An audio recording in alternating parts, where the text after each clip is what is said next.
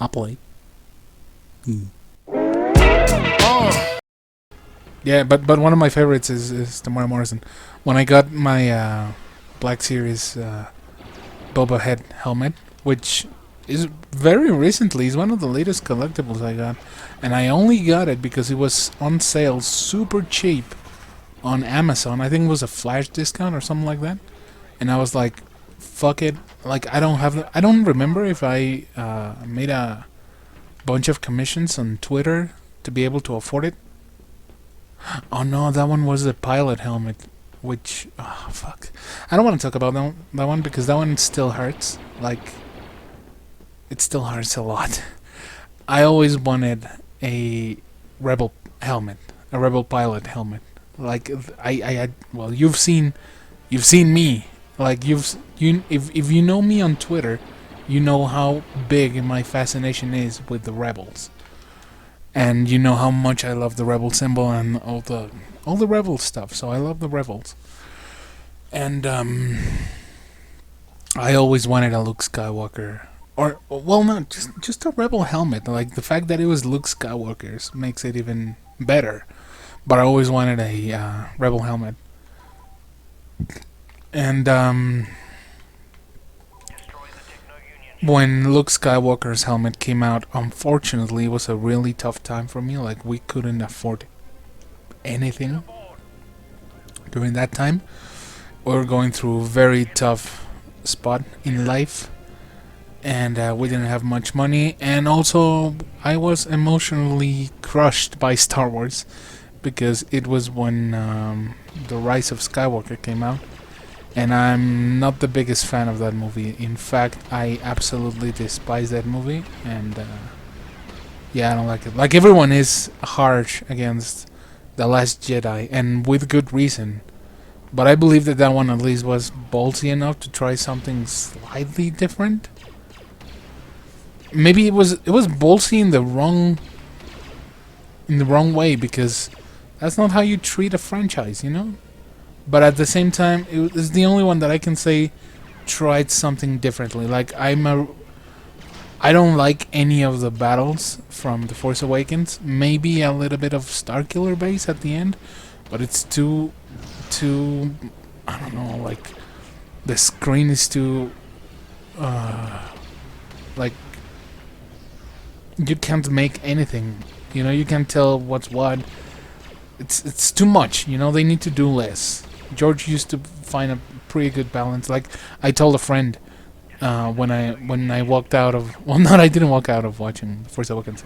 When I finished watching The Force Awakens, I came out and a friend was like, he went with me, and he actually went with me with Tamara Morrison, and we came back, and he was like, "What's your biggest criticism?" And I'm like, the pilot sequences, like with you know, flying and starfighters and all that. And he was like, why? Like, well, here's the thing, I couldn't see anything. The camera was stuck to the ships. Like the camera was stuck to them very close. You like all the time spinning, and the camera was spinning with them, and it was so tough to see. And you don't want that. Like, say what you want about George, but every shot he made with starships, you could tell, because the thing is, if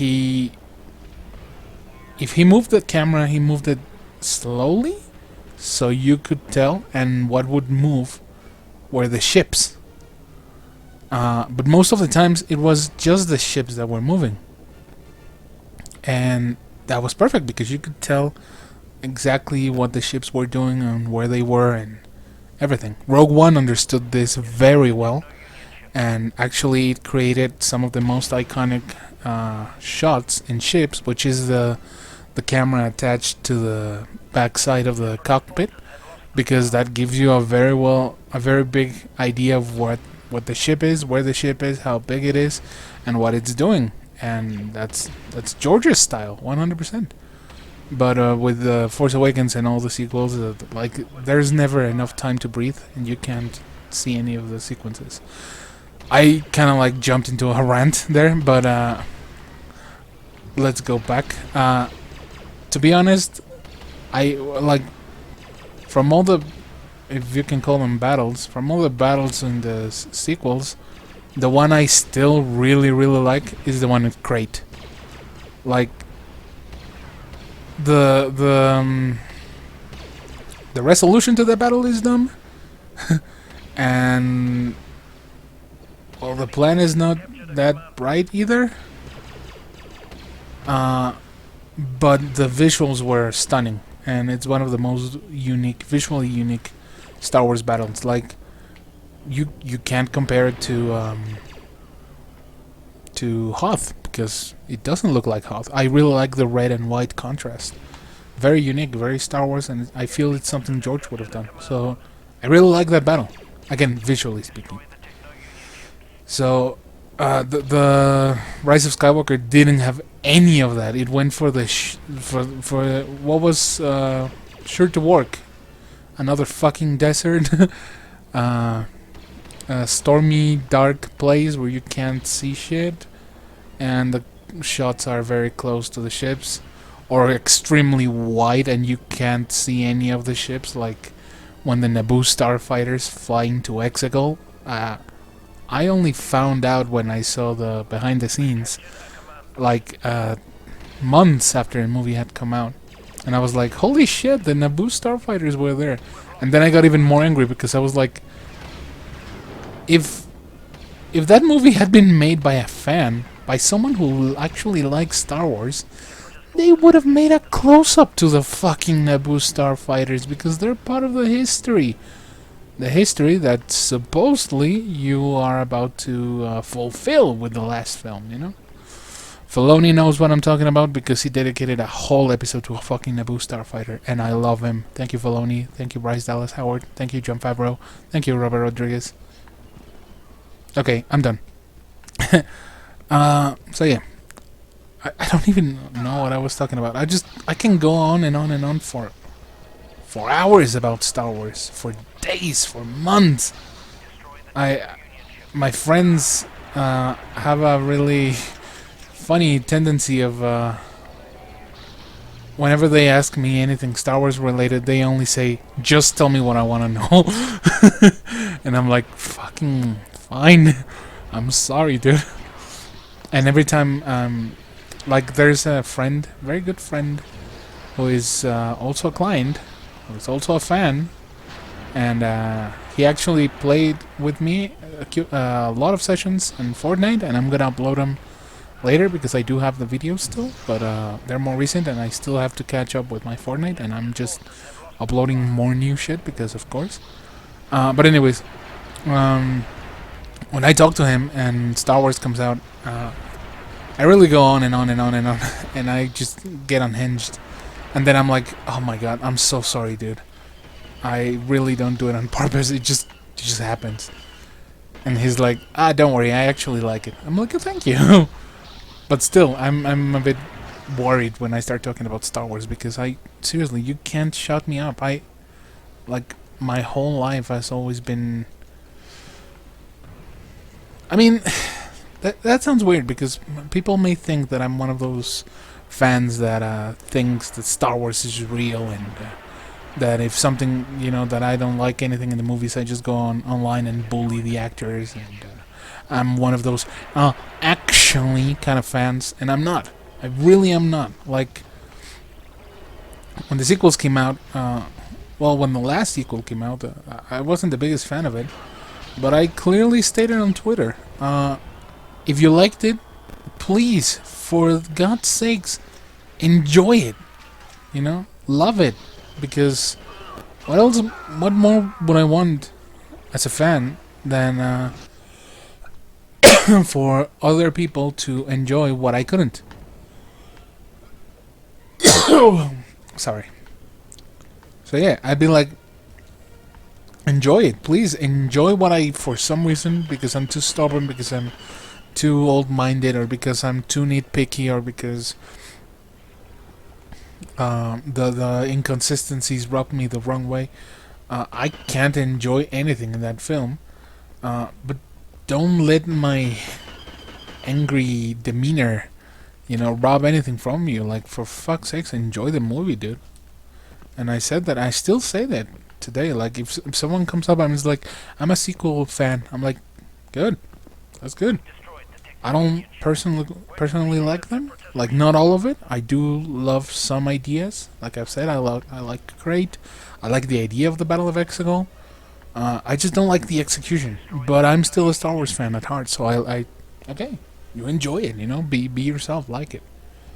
By all means, Because I saw a lot of fans all over internet, on YouTube. Like, you couldn't go anywhere. You still can. Just look at Star Wars Theory. I think Star Wars Theory is kind of like me. Like, he has his reservations, his limits, because he doesn't. He just doesn't like the sequels. But he understands that if people like them, fucking whatever, go for it, But at the same time, I do think that sometimes he is a little outspoken. Which, again, it's fine. But remember, you should never just leash out like that. Think, use the Force.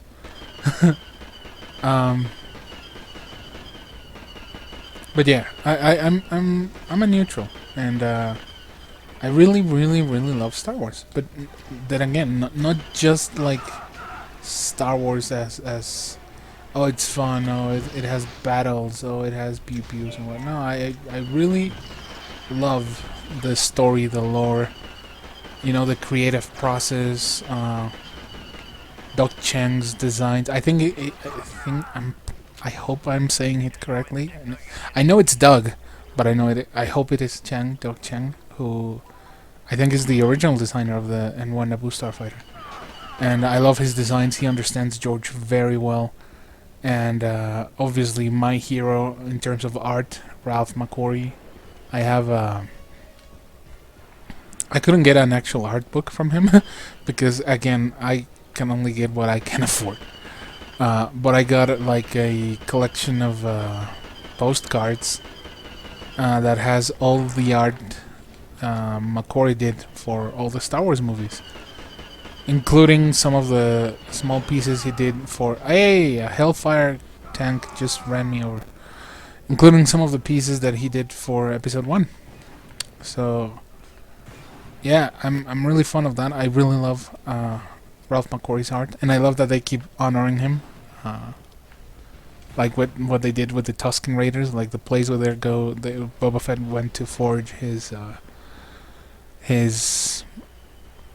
oh fuck, I forgot the name of the weapon he has, the staff. I know it has a name, but it's somewhat elsewhere, elusive. And I remember a Phantom Menace quote. Oh, gaffy stick.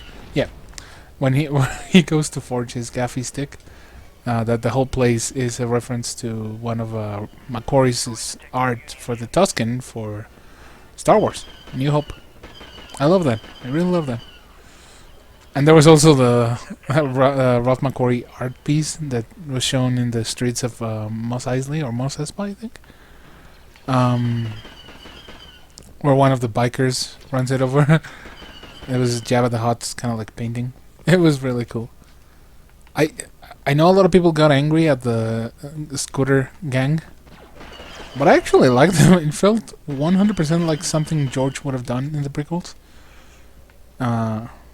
It feels 100% George inspired, and I don't know. Like, a lot of people say, "Oh, it doesn't fit. It doesn't fit. It doesn't fit," but like, look at all the shit that shows up in Clone Wars, and that all of that is supposed to be canon. And I love Clone Wars, but you do know that there's an episode where a tiny alien general rides inside the head of an astro droid, while a whole gang of astro droids are lost in an existential crisis in the middle of a I think it was a moon where they found Gregor. And that was a whole episode in Clone Wars. And there's also an episode in Clone Wars where R2-D2 fucking accidentally destroys a whole government No, I think C-3PO, like, he sits on top of the governor of some planet. It's a tiny ass dude and just squashes the fucker. All of that is canon, dude. So when people are like, "Oh, the little colorful bikes didn't fit," I'm like, "Nah, dude, they fit way more than anything in the sequels. Trust me. That is Star Wars as fuck." That's what I love about Star Wars. That they can mix the goofiness, the fun, the childlike excitement of things, the colorfulness, and all of that, with very serious and traumatic character development. You know, everything related to Anakin is very traumatic and serious, and but again, it's balanced out by all the fun and goofy shit, which is great. That's Star Wars. That's the essence of Star Wars. That's what Star Wars stands for. You know, in my book. I know a lot of people will disagree because, of course, it's Star Wars, and people always disagree with Star Wars. Like, you can't have Star Wars be greedy all the time. That's just not how Star Wars is, you know? Where are the rest of these fuckers? But,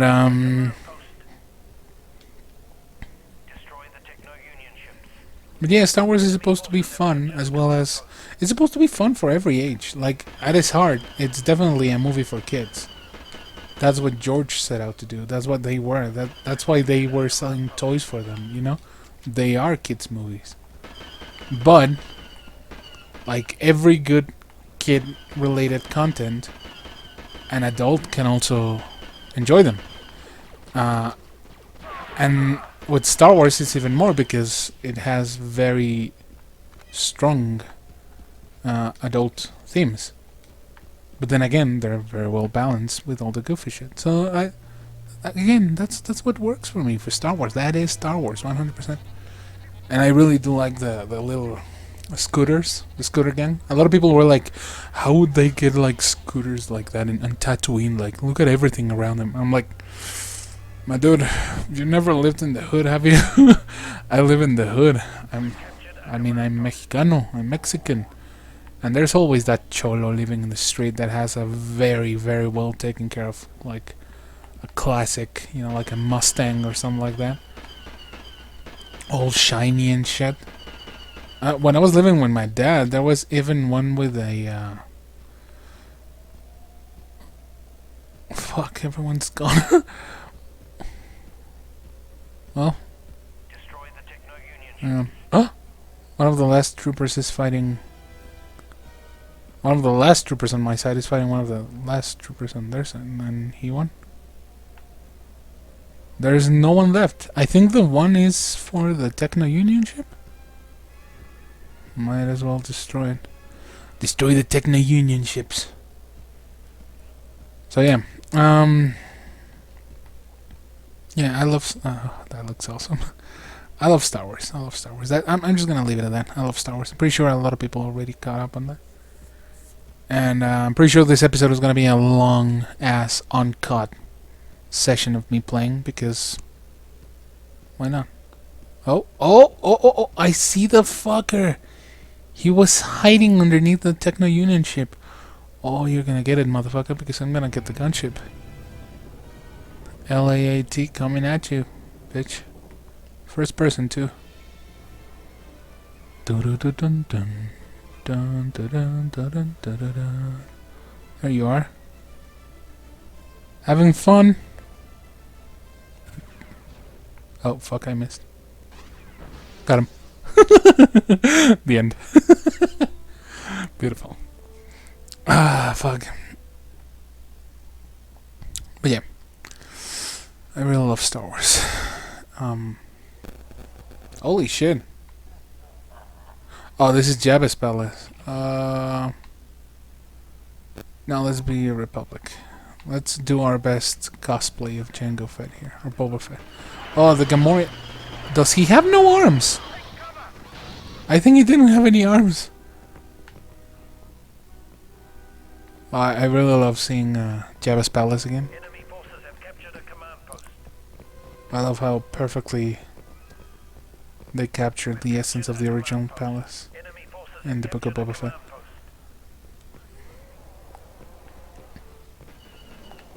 I love that Jabba is just... Oh my god! A bone! Where's a bone? I need a bone!